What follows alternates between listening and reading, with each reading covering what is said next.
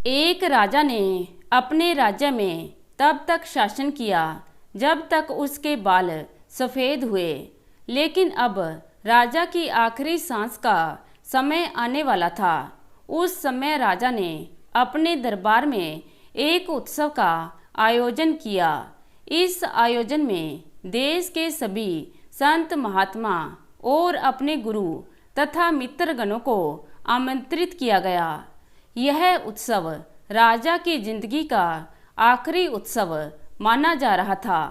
उत्सव को और भी ज़्यादा रोचक बनाने के लिए राज्य की सुप्रसिद्ध नर्तकी को भी बुलाया गया था।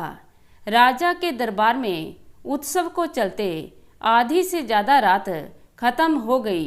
सभी उपस्थित लोग इस महान उत्सव का आनंद ले रहे थे, लेकिन नर्तकी ने देखा कि मेरे तबले वादक को नींद आने लगी है और इस वक्त इसको सचेत करना बहुत ज़रूरी है, वरना हो सकता है राजा आखिरी वक्त पर हमें कुछ दंड ना दे दे। उसी वक्त तबला वादक को सावधान करने के लिए नर्तकी ने एक दोहा बोला। बहु बीती थोड़ी रही, पल पल गई बिताई, एक पल के कार ने ना कलंक लग जाए। दोहे का दरबार में उपस्थित सभी श्रोताओं ने अलग अलग अर्थ निकाला। तबला वादक अपना मुंह धोकर सावधान होकर तबला बजाने लगा। यह दोहा सुनकर राजा की लड़की ने 9 लखा हार नर्तकी को भेंट कर दिया।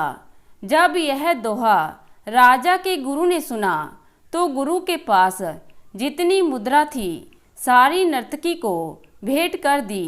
दोहा सुनते ही राजा के पुत्र युवराज ने अपना मुकुट उतारकर नर्तकी के चरणों में समर्पित कर दिया। राजा को इस एक पल ने यह सोचने के लिए मजबूर कर दिया कि जब सारी रात उत्सव चलता रहा, सभी ध्यान से सुन रहे थे, लेकिन इस नर्तकी ने एक दोहा बोलकर सभी को लूट लिया। जब राजा के ये शब्द गुरु के कानों में पड़े तो गुरु बोले, हे राजन, तुम इस नर्तकी को कुछ नहीं बोल सकते।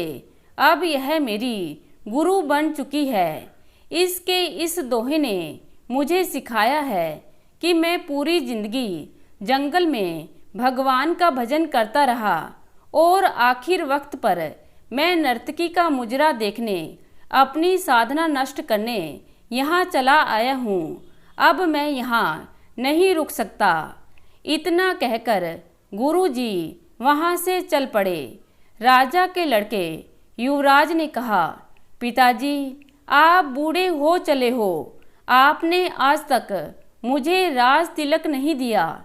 मैं आज की रात ही आपका कत्ल करने वाला था, लेकिन इस दोहे को सुनने के बाद मुझे समझ आया कि पगले, आज नहीं तो कल आखिर आपको मुझे राज तिलक तो देना ही है।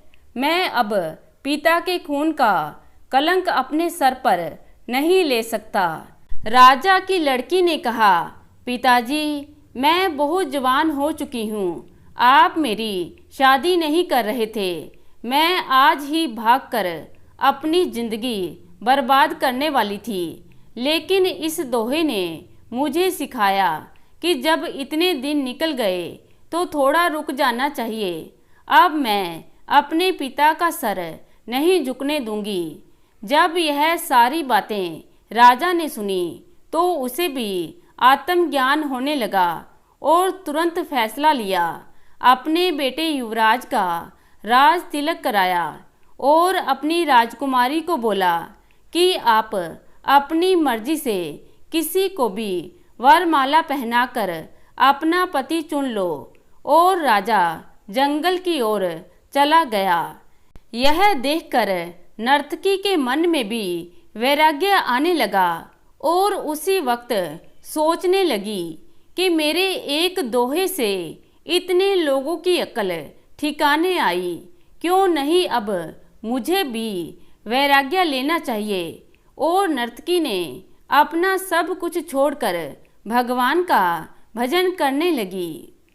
तो दोस्तों, कैसी लगी आज की कहानी? आशा करती हूँ पसंद करेंगे। धन्यवाद।